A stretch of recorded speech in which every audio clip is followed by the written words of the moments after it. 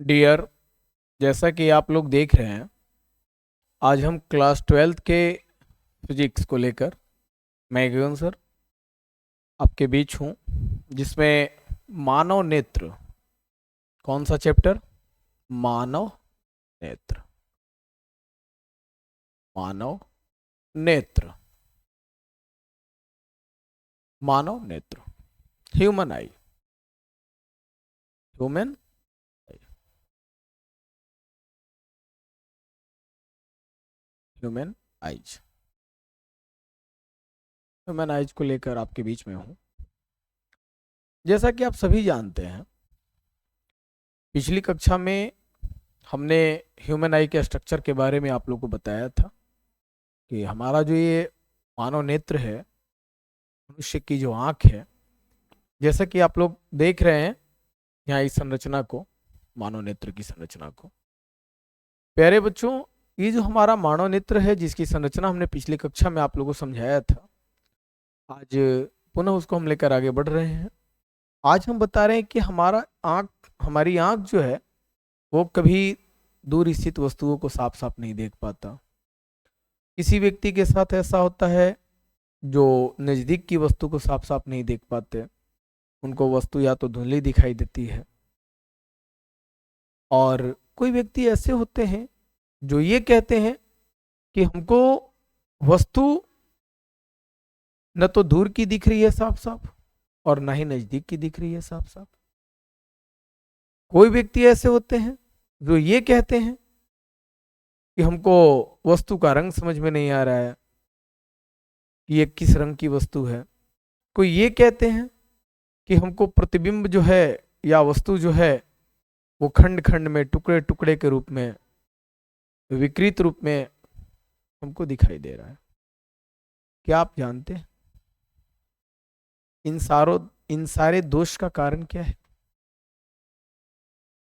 तो आइए आज हम मनुष्य की आंखों में होने वाले इस दोष की चर्चा करेंगे। तो सबसे पहले मैं आपको बता दूं कि मनुष्य के आंख में आमतौर पर या तो निकट दृष्टि दोष होता है या फिर दूरदृष्टि दोष होता है, और या फिर उन्हें जरा दूरदर्शिता की बीमारी हो जाती है। ठीक है ना? तो जरा दूरदर्शिता, और उसके बाद जो मनुष्य को सबसे बड़ी जो परेशानियां खड़ी होती है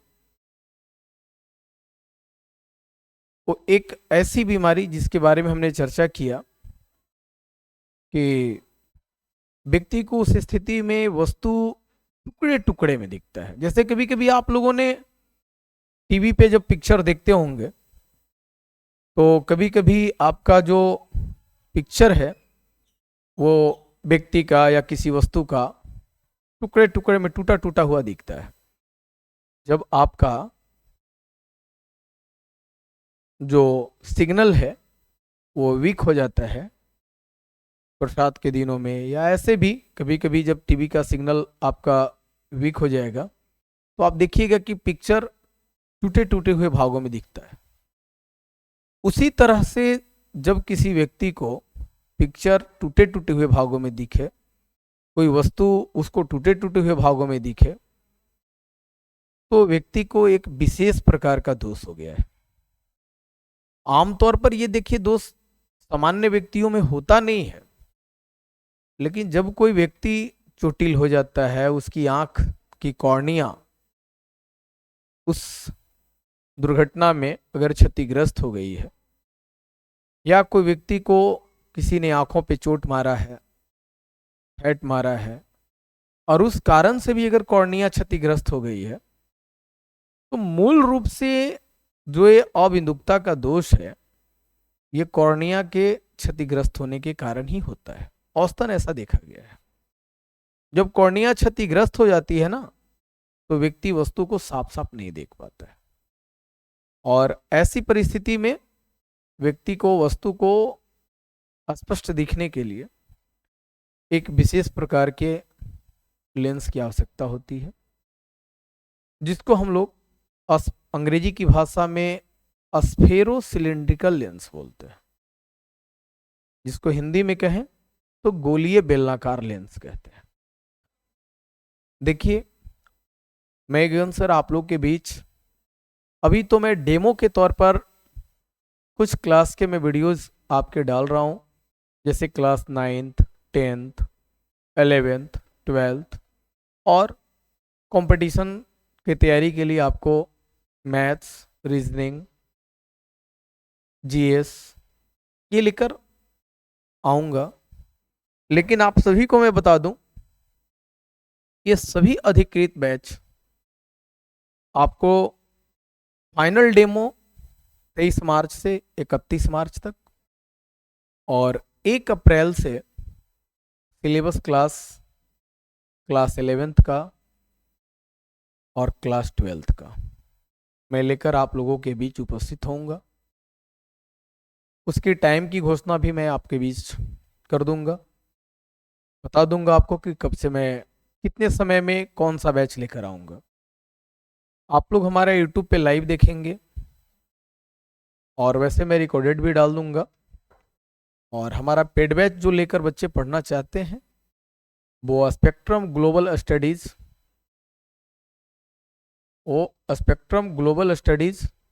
गो, इस चैनल को आप यूट्यूब पर भी लाइक कर सकते हैं, सब्सक्राइब कर सकते हैं। अगर किसी को शेयर करते हैं तो और अच्छा होगा। Spectrum global studies go. आप सभी को बच्चों में बताऊं कि जैसा कि आप जानते हैं इस गोह जैसे छोटी जगह में मेरा ये प्रथम प्रयास है।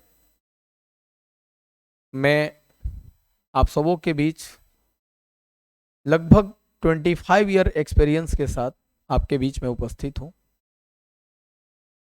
इस टीचिंग वर्क में मैं विगत के 25 सालों से हूं, लेकिन बदलते ज़माने में आपके ज़रूरतों को ध्यान में रखकर मैं आप लोग के बीच ऑनलाइन क्लास लेकर आया हूं। तो आइए, आप जो मानव नेत्र और दृष्टि दोष के बारे में आप जान रहे हैं, मैं आपको परिचय करा रहा हूं। आप सबको पता है कि मनुष्य की आंख मनुष्य ने नहीं बनाया है, ये अद्भुत है और प्राकृतिक है। प्राकृतिक उसे कहते हैं जिसको हमने नहीं बनाया। हमने यानी मनुष्य ने नहीं बनाया है। मनुष्य जिन चीजों को नहीं बनाया है और वो चीज अगर इस दुनिया में आपको दिखती है, चाहे वो आपके शरीर में हो या आपको बाहरी तौर पर दिखाई दे रहा हो, तो वो सभी चीजें जिसको मनुष्य ने नहीं बनाया है वो सभी प्राकृतिक कहलाते हैं। विज्ञान की भाषा में उसे प्राकृतिक कहा जाता है।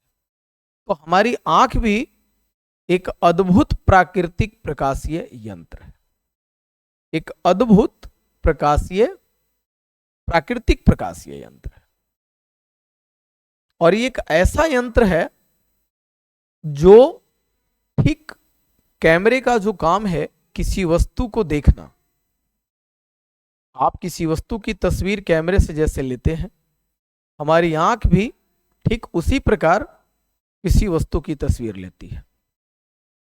और जब उस वस्तु की तस्वीर लेती है तो उसकी सूचना हमारे मस्तिष्क को जाती है और तब मस्तिष्क हमको उस वस्तु को देखने की जो संवेदना है स्नायु तंत्र के द्वारा, जो हमारे तंत्रिका तंत्र के माध्यम से हम तक जो हमारे स्नायु को सूचना मिलती है, तब हम जानते हैं कि ये वस्तु इस प्रकार की वस्तु है, गोल है, लंबा है, काला है, उजला है, ये गाय का चित्र है, ये भैंस है, ये बकरी है।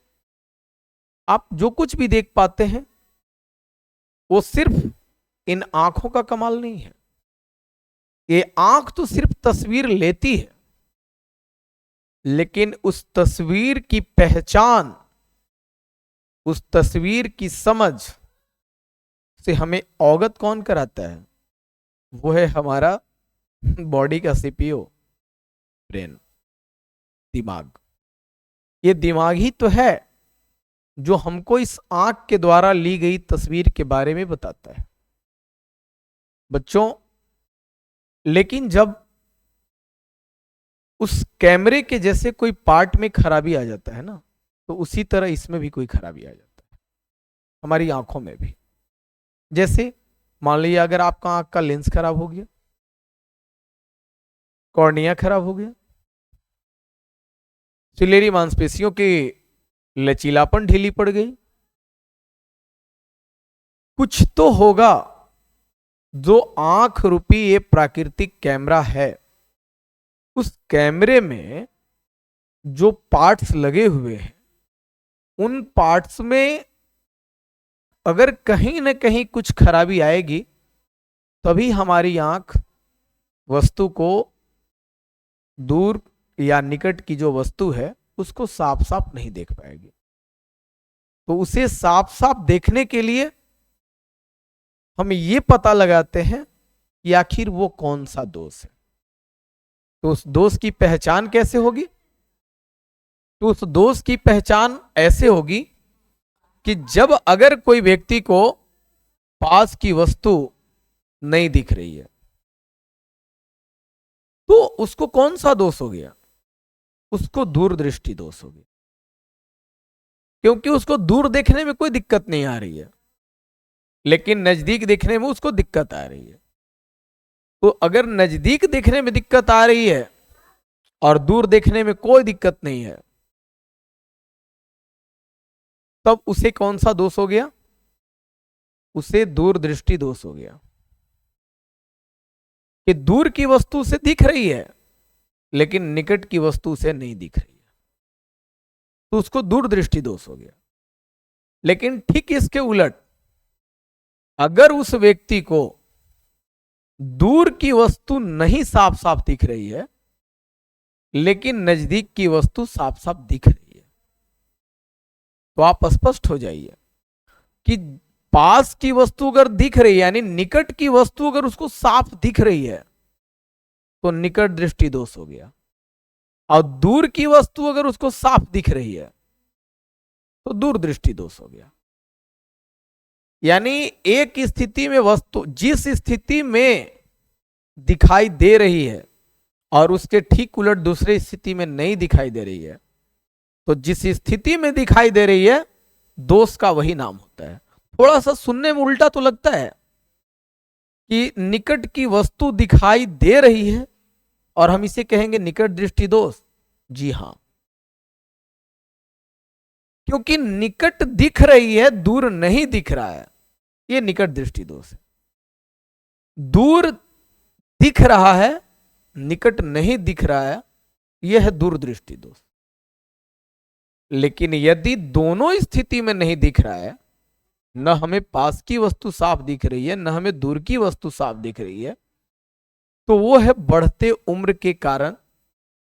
अगर आप वृद्धावस्था की ओर बढ़ रहे हैं, आपकी उम्र 45, 50, 55, 60 हो चली है, तो धीरे धीरे क्या होता है ना, ये जो हमारी आंख बचपन से लेकर उतने उम्र तक जो चीजों को देखते देखते, आपको पता है नेत्र की सामान्य क्षमता भी हमने बताया था कि जैसे कैमरे में दूर या पास की वस्तु की तस्वीर लेना है तो फोकस को आपको एडजस्ट करना होता है, आप उसे अपने तरीके से एडजस्ट करते हैं। लेकिन आंख में वैसी बात नहीं है। आंख में वस्तु को दूर की वस्तु देखना हो या निकट का, आंख खुद अपनी फोकस दूरी एडजस्ट कर लेती है। तो आखिर इस एडजस्टमेंट में भार किस पे पड़ता है? तो मैं आपको बता दूं कि इस एडजस्टमेंट में भार पड़ता है सिलियरी मांसपेशी पर। किस पे भार पड़ता है? इस सिलियरी मांसपेशी पे, जो आप देख रहे हैं ना यहां, इस सिलियरी मांसपेशी पे भार पड़ता है, जो लेंस को लटकाए रहता है, ऊपर से भी और नीचे से भी, इस तरह से लेंस को लटकाए रखता है। तो उसी सिलियरी मांसपेशी पे भार पड़ता है। तो होता क्या है, कभी सिलियरी मांसपेशी को सिकुड़ना पड़ता है, कभी फैलना पड़ता है, कभी सिकुड़ना पड़ता है, कभी फैलना पड़ता है। तो ये जो खींचतान जो होते रहता है निकट दूर वस्तु को देखने के लिए, ऐसा करते करते ठीक उसी प्रकार जैसे अगर आप कोई नया रबर लें, जैसे आप बाल बांधने के लिए रबर का यूज करते हैं ना, आप नया रबर लीजिए और कुछ दिनों तक आप उसका इस्तेमाल कीजिए। तो कुछ दिनों तक इस्तेमाल के बाद क्या होता है, वो रबर जितना पहले हार्डनेस लिए हुए था उसकी लचीलापन धीरे धीरे क्या हो जाती है, कम हो जाती है। ठीक उसी प्रकार से हमारे आंख की जो सिलेरी मसल्स है, सिलेरी मांसपेशियां हैं, उसकी भी लचक उसी प्रकार से कम हो जाती है, उसका भी लचीलापन कम हो जाता है। और यही कारण है कि जब लचीलापन कम हो जाएगा तो जो आंख पहले तेजी से अपनी फोकस दूरी बदल लेती थी, अब शायद वो ऐसा करने में सक्षम नहीं हो पाती, क्योंकि सिलेरी मांसपेशियां अब उतनी जल्दी न खुद को सिकुड़ पाती है न फैल पाती। और इसका परिणाम क्या होता है कि न तो उस व्यक्ति को दूर की वस्तु ठीक से दिखाई देती है और न ही पास की वस्तु ठीक से दिखाई देती है। तो अगर ये दोनों दोष किसी व्यक्ति में आ जाए, ये आमतौर पर वृद्धावस्था में ही देखा जाता है, बढ़ते उम्र में ही देखा जाता है। आमतौर पर बूढ़े लोगों में ही देखेंगे आप, दादा दादी में या पिताजी या चाचा जी अगर आपके उम्र में 50, 55, 60 के हो गए हैं, तो औसतन आपको वैसे ही लोगों में ऐसा दोष दिखेगा, या 60 प्लस भी हो जाए तो उनको दिखेगा। यानी कहने का मतलब है कि जैसे जैसे जितनी ज्यादा आपकी उम्र बढ़ेगी, आमतौर पर ऐसा दोष देखा जाता है कि उनको न तो दूर की वस्तु साफ दिख रही है न निकट की वस्तु साफ दिख रही है। तो जब दोनों दोष हो जाए ना, तो उसको कहेंगे जरा दूरदर्शिता। ठीक है, तो आप अच्छे से समझ रहे हैं, जरा दूरदर्शिता। प्यारे बच्चों, आप कमेंट्स करेंगे, आपको अगर जो हमने डालेंगे मैं आप लोगों को, आप YouTube पे आप देखेंगे और उसमें कमेंट्स डालेंगे कि कहीं पर अगर कोई डाउट्स रह जा रहा है जो हम समझा रहे हैं और उसको समझने में अगर आपको कोई परेशानी कहीं हो रही है, तो आप मुझे अपना सुझाव जरूर देंगे। मैं गगन सर, मेरी पूरी कोशिश होगी कि हम आपको बिल्कुल सरल और आसान भाषा में हम आपको हर एक टॉपिक को समझाएं, जिससे कि आपको समझने में कोई असुविधा न हो। और मेरा पूरी कोशिश है कि जितना मेरा लंबा अनुभव है इस विषय वस्तु का, मैं आपके बीच उसको देने का पूरा भरपूर प्रयास करूंगा। बस आप लोग हमारे चैनल को देखते रहिए, YouTube channel spectrum global studies go, spectrum global studies go, आप यूट्यूब चैनल पे जाकर के आप उसको सर्च कर सकते हैं, देख सकते हैं। और प्ले स्टोर पर जाकर के स्पेक्ट्रम ग्लोबल स्टडीज गो को आप जाकर के डाउनलोड करके आप इंस्टॉल करके आप पेड बैच के लिए हमको रिक्वेस्ट भेज सकते हैं। आपको जिस क्लास की आवश्यकता हो, क्लास 9, 10, 11, 12, हमारे यहाँ ऑल टीचर्स ऑल कोर्सेज हम लोग लेकर आ रहे हैं। 9, 10, 11, 12 के मैथ, साइंस, सोशल साइंस, और 11, 12 के लिए हम लोग physics, chemistry, math, bio, English, ये तमाम विषय को लेकर आ रहे हैं हम लोग। मैं गगन सर और हमारे शिक्षकों की टीम आप लोग के बीच क्लास लेकर 1 अप्रैल से हम लोग सिलेबस लेकर आएंगे और 23 मार्च से हम लोग कंटिन्यू आपके बीच डेमो फैसिलिटी लेकर आएंगे। तो आइए हम आपको शॉर्ट्स में हम इन चीजों को, दृष्टि दोष को समझा दें कि दृष्टि दोष क्या है ना। हम लोग क्या समझ रहे हैं, दृष्टि दोष, दृष्टि दोष, दृष्टि दोष। बच्चों अंग्रेजी में हम इसको ना आई डिफेक्ट कहते हैं। क्या कहते हैं, आई डिफेक्ट्स कहते हैं, आई डिफेक्ट्स, आई डिफेक्ट्स, दृष्टि दोष कहते हैं। ठीक है ना। देखिए ये दृष्टि दोष होता कितने प्रकार का है, तो आपको मैं बता दूं कि ये दृष्टि दोष अभी अभी मैंने बताया है। एक है निकट दृष्टि दोष। क्या है, निकट दृष्टि दोष। ठीक है ना, निकट दृष्टि दोष। बच्चों इसको हम लोग अंग्रेजी में ना मायोपिया भी कहते हैं। क्या कहते हैं, मायोपिया, मायोपिया। ठीक है ना। अगर अंग्रेजी भाषा में इसे लिख दें तो मायोपिया, मायोपिया। ठीक है, मायोपिया, मायोपिया। और दूसरे कहें तो दूरदृष्टि दोष कहिए या दीर्घ दृष्टि दोष कहिए, दोनों चीज एक ही होता है। दूरदृष्टि दोष या दीर्घ दृष्टि दोष, इसको हम लोग अंग्रेजी में हाइपरमेट्रोपिया कहते हैं। हाइपरमेट्रोपिया, हाइपरमेट्रोपिया, ठीक है ना। हाइपरमेट्रोपिया क्या है? हाइपर मेट्रोपिया, मेट्रोपिया, ठीक है। और तीसरा है प्यारे बच्चों, जैसा कि अभी मैं समझा रहा था आपको, जरा दूरदर्शिता, जो आमतौर पर बुजुर्गों में होता है। जरा दूरदर्शिता, दर्शिता, जरा दूरदर्शिता, जिसको कि हम लोग क्या कहते हैं? जरा दूरदर्शिता को हम लोग क्या कहते हैं? तो अंग्रेजी की भाषा में हम इसको कहते हैं, जरा दूरदर्शिता को प्रेस बायोपिया, प्रेस बायोपिया, प्रेस बायोपिया, ठीक है ना, प्रेस बायोपिया, जरा दूरदर्शिता। और चौथा है अबिंदुकता, अबिंदुकता, अबिंदुकता, ठीक है ना, जिसको अंग्रेजी में कहते हैं अस्टिगैमेटिज्म, अस्टिगैमेटिज्म, अस्टिगैमेटिज्म, अबिंदुकता। डियर, अब हम बारी बारी से इसको हम समझा रहे हैं आपको। हमने क्या बताया है पहले? निकट दृष्टि दोष। जैसा कि आप देख रहे हैं कि हमारी आंखों में जो होने वाला है, जो निकट दृष्टि दोष है ना, दृष्टि दोष, निकट दृष्टि दोष, आप देखिए यहाँ पे स्क्रीन पे देखिए आप, जिसको हम लोग मायोपिया भी कहते हैं। तो ये जो मायोपिया है ना, तो मायोपिया से पीड़ित व्यक्ति को, जैसा कि भी हमने समझाया है आपको, कि जिस व्यक्ति को निकट दृष्टि दोष हो जाए, वो निकट की वस्तु तो साफ देखेगा, लेकिन दूर की वस्तु साफ नहीं देख पाएगा। परिभाषा को ठीक से समझ पाइएगा।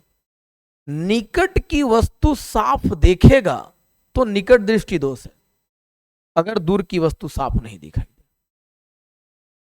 तो उसको निकट दृष्टि दोष कहेंगे। यानी जब निकट की वस्तु साफ दिखे लेकिन दूर की वस्तु साफ ना दिखे, तो उसको हम कहेंगे निकट दृष्टि दोष। क्या कहेंगे? निकट दृष्टि दोष। जब निकट की वस्तु साफ दिखे लेकिन दूर की वस्तु साफ नहीं दिखे, तो वह दोष है हमारी आंख का निकट दृष्टि दोष। क्लियर है? इस दोष को दूर करने के लिए हम कौन सा लेंस का उपयोग करेंगे? तो इसके लिए हम अवतल लेंस का उपयोग करेंगे, कॉनकेव लेंस का उपयोग करेंगे। किसका? कॉनकेव लेंस का। चूंकि ये कॉनकेव लेंस करेगा क्या? ये लेंस करता क्या है? ये हमारे आंख में प्रवेश करने से पहले किरणों को क्या कर देगा? कॉनकेव लेंस थोड़ा फैला देता है, और थोड़ा फैला देगा जिससे अंतिम प्रतिबिंब कहां चला जाएगा? रेटिना पे बन जाएगा, और दूर की वस्तु साफ दिखने लगेगी। क्योंकि इसमें होता क्या है ना, कि प्रतिबिंब रेटिना पर ना बन करके निकट दृष्टि दोष में थोड़ा पहले बन जाता है, और जिसका नतीजा होता है कि हमको दूर की वस्तु साफ नहीं दिखती। तो जब हम अवतल लेंस का उपयोग कर लेते हैं उपयुक्त रूप से, जितनी हमें जरूरत है, जितने पावर का, तो अवतल लेंस क्या करता है? किरणों को अपसरित कर देता है, किरणों को अपसरित कर देता है। अवतल लेंस क्या करता है? किरणों को अपसरित कर देता है, यानी फैला देता है। तो उस स्थिति में अंतिम प्रतिबिंब क्या होता है? हमारे रेटिना पर पहुंच जाता है, जिससे हम आसानी से दूर की वस्तु को देखने लगते हैं। तो आप समझ गए होंगे कि निकट दृष्टि दोष के निवारण के लिए कौन सा लेंस का उपयोग करेंगे? अवतल लेंस। अवतल लेंस, जिसको हम लोग अंग्रेजी में क्या कहते हैं? Concave lens. अंग्रेजी में क्या कहते हैं? Concave lens. जैसा कि आप देख रहे हैं, कॉनकेव लेंस। क्लियर है?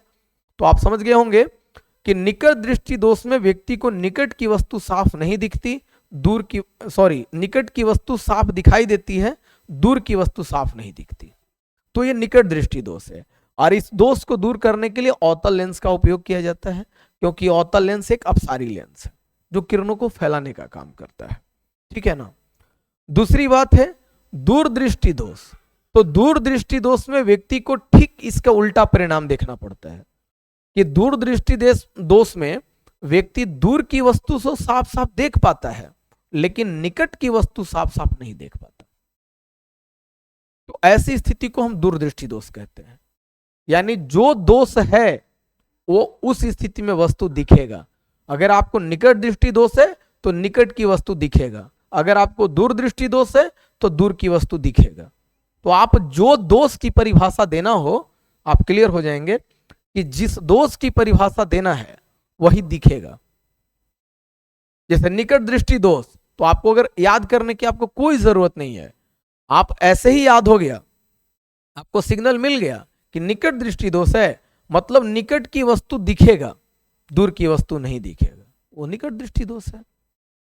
अगर दूरदृष्टि दोष की परिभाषा देना है तो क्लियर है आपके कि दूर की वस्तु साफ दिखेगा, निकट की वस्तु साफ नहीं दिखेगा, तो दूरदृष्टि दोष है।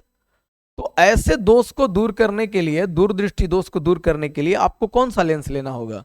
तो जस्ट इसका उल्टा कर दीजिए। अवतल लिए हैं निकट दृष्टि दोष में, तो दूरदृष्टि दोष में क्या ले लेंगे? उत्तल लेंस ले लेंगे। क्या ले लेंगे? उत्तल लेंस ले लेंगे। ठीक है ना? कौन सा लेंस ले लेंगे? उत्तल लेंस का उपयोग कर लेंगे। क्यों करेंगे उत्तल लेंस का उपयोग? आप ये समझिए। तो इस दोष में होता क्या है ना, उत्तल लेंस का उपयोग करने का रीजन क्या है? ये जो हमारी आंख में जो प्रतिबिंब है ना, वो रेटिना के और पीछे भाग जाता है, जिसके वजह से क्या होता है ना कि प्रतिबिंब रेटिना पर ठीक से नहीं बन पाता। तो उसको रेटिना पर एडजस्ट करने के लिए आप जानते हैं कि उत्तल लेंस को अभिसारी लेंस कहा जाता है, जो प्रकाशीय किरणों को एक सेंटर पर फोकस करेगा, यानी किरणों को मोड़ने का काम करेगा, और ये सारी किरणें एक जगह मुड़ करके कहां आ जाएंगी? रेटिना पर आ जाएंगी। तो रेटिना पर जब फोकस करेगा सारे किरणों को मोड़कर, तो हमें वो वस्तु का प्रतिबिंब कहां बन जाएगा? रेटिना पर बन जाएगा। और जब रेटिना पर बन जाएगा तो वस्तु हमको बिल्कुल साफ साफ दिखने लगेगी। क्योंकि इसमें दोष क्या था? तो दोष ये था कि दूर दिख रहा था लेकिन निकट नहीं दिख रहा था। तो अब क्या होगा कि जब उसको एक बिंदु पर केंद्रित कर दिया, सेंट्रलाइज कर दिया, सारे किरणों को मोड़ दिया उत्तल लेंस, तो अब हमको क्या हो गया? रेटिना पर स्पष्ट प्रतिबिंब बन जाएगा और हम आसानी से उस नजदीक की वस्तु को देख पाएंगे। तो हाइपरमेट्रोपिया में यानी दूरदृष्टि दोष में व्यक्ति को दूर दिखता है, निकट नहीं दिखता है, और ऐसे जब निकट नहीं दिखेगा तो उस दोष को दूर करने के लिए उत्तल लेंस का उपयोग करना पड़ेगा। अब आ जाइए जरा दूरदर्शिता में। तो जरा दूरदर्शिता में अभी अभी हमने बताया था कि व्यक्ति को निकट की वस्तु भी साफ साफ देखने में दिक्कत होती है और दूर की वस्तु भी साफ साफ देखने में दिक्कत होती है, और ये औसतन बुजुर्गों में होता है, वृद्ध व्यक्ति में होता है, बूढ़े लोगों में होता है। और ऐसा दोष का मूल कारण है बढ़ती उम्र, और बढ़ती उम्र के कारण क्या होता है? अभी हमने बताया है कि सिलियरी मांसपेशियां जो हमारे नेत्रलेंस को लटका कर रखती है ना, जो नेत्रलेंस की फोकस दूरी को एडजस्ट करने में मदद करती है, तो उसकी लचक जो है धीरे धीरे कम हो जाती है, लचीलापन जो है सिलियरी मांसपेशी का कम हो जाता है। तो सिलियरी मांसपेशियों के मूल रूप से बढ़ते उम्र के कारण सिलियरी मांसपेशियों के ढीला पड़ जाने से व्यक्ति में निकट और दूर दोनों देखने की समस्या उत्पन्न हो जाती है। तो ऐसी समस्या जब आमतौर पर बुजुर्गों में होती है कि न तो उनको नजदीक की वस्तु साफ दिख रहा है, न दूर की वस्तु साफ दिख रहा है, तो उनको हो गया है जरा दूरदर्शिता, प्रेस बायोपिया। तो उनको क्या चाहिए? उनको चाहिए बाईफोकल लेंस। क्या चाहिए? बाईफोकल लेंस, यानी अवतल और उत्तल दोनों चाहिए भाई। उनको द्विफोक्सी लेंस चाहिए। क्या चाहिए उनको? द्विफोक्सी लेंस, यानी दो फोकस वाला। जैसा कि बच्चों आपने देखा होगा द्विफोक्सी में कि आमतौर पर किसी का अगर चश्मा आपने देखा होगा, तो आप देखो चश्मा, देखो जिस व्यक्ति को बाइफोकल चाहिए, आप देख रहे हो यहां दो तरह का, एक नीचे कट मालूम होगा, बीच में कट आएगा, तो एक नीचे और एक ऊपर, ऐसा एक ही चश्मा में दो व्यवस्था रहती है। तो जब ऐसी व्यवस्था वाला चश्मा किसी का देखिएगा कि जिसमें चश्मा में ही एक कट दिखे इस तरीके से, तो आप समझ जाइएगा उन व्यक्ति को द्विफोक्सी लेंस की जरूरत है, यानी वो बाइफोकल लेंस लगाए हुए हैं। कौन सा लेंस लगाए हुए हैं? Bifocal, bifocal lens, bifocal lens लगाए हुए हैं भाई। कौन लगाए रहेंगे? जिनको जरा दूरदर्शिता का दोष होगा, ठीक है ना। अब आ जाइए अबिंदुकता में। तो जैसा कि प्यारे बच्चों हमने अबिंदुकता के बारे में चर्चा किया है कि आम तौर पर यह दोष जो है सामान्य स्थिति में नहीं दिख होता। जब तक कि कोई व्यक्ति के दुर्घटनाग्रस्त होने से उसकी अगर आंखों में कोई गहरी चोट लग जाने से अगर उसकी कॉर्निया क्षतिग्रस्त हो जाती है आंख की, तब ये दोष उस व्यक्ति में उत्पन्न होता है कि व्यक्ति को वस्तु टुकड़े टुकड़े में, खंड खंड में, बिखरे हुए विकृत रूप में उसको दिखाई देता है।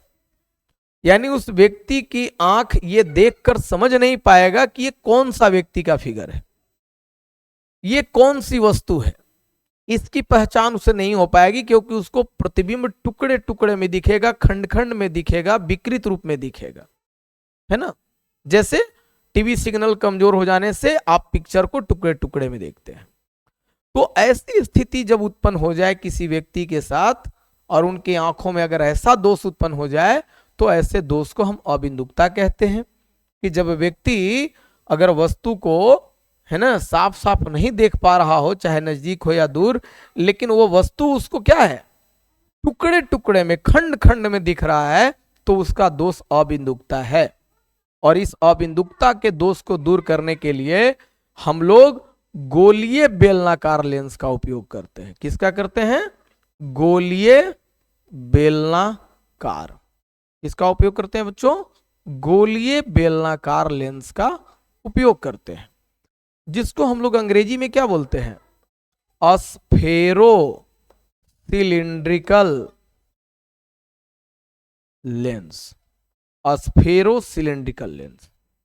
तो डियर आप समझ गए होंगे ये स्फेरो सिलिंड्रिकल लेंस, यानी हमने प्रेसबियोपिया भी बता दिया और अस्टिगैमेटिज्म भी बता दिया।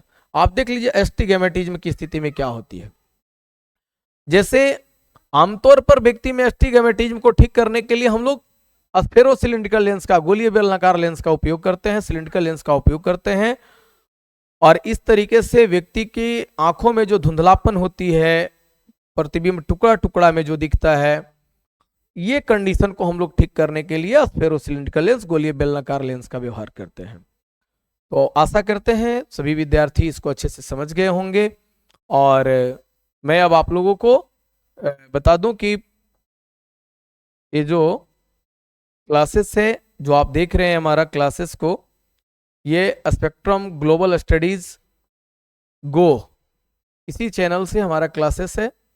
प्यारे बच्चे, जैसा कि आप देख रहे हैं, मैं आपके बीच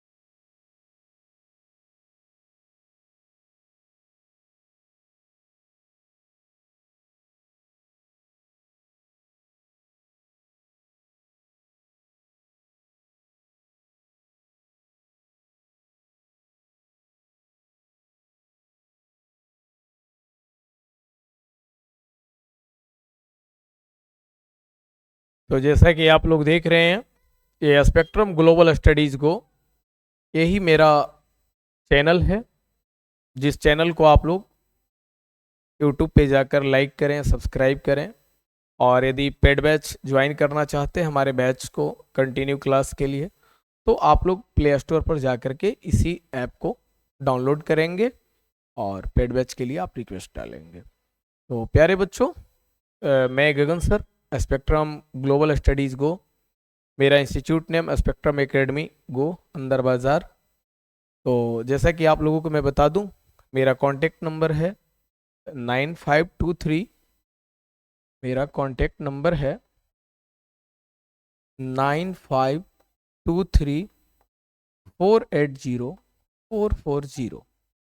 तो डियर, आप लोग अगर ऑफलाइन क्लास के लिए कोई बच्चे आना चाहते हैं, ऑफलाइन क्लास के लिए आप लोग आ सकते हैं, और जिन्हें ऑनलाइन क्लास करना होगा वो ऑनलाइन क्लास के लिए आप लोग बैच को ज्वाइन कर सकते हैं। और ऐसे आप लोग यूट्यूब पे जा कर के हमारे चैनल को लाइक करें, सब्सक्राइब करें, ज़्यादा से ज़्यादा दोस्तों में अपना शेयर करें और उन्हें बताएं कि मैं आपको विश्वास दिलाता हूं कि मैं इतनी सहज और सरल भाषा में मैं आपको पढ़ाऊंगा। जैसा कि आज का सेशन मैंने आपको दिया है, आपका आज का क्लास मैंने दिया है, आप जैसा कि देख रहे हैं, तो मैं आपको बिल्कुल, मेरी पूरी कोशिश रहेगी कि मैं आपको बिल्कुल सरल से सरल भाषा में मैं आपको क्लास दूं।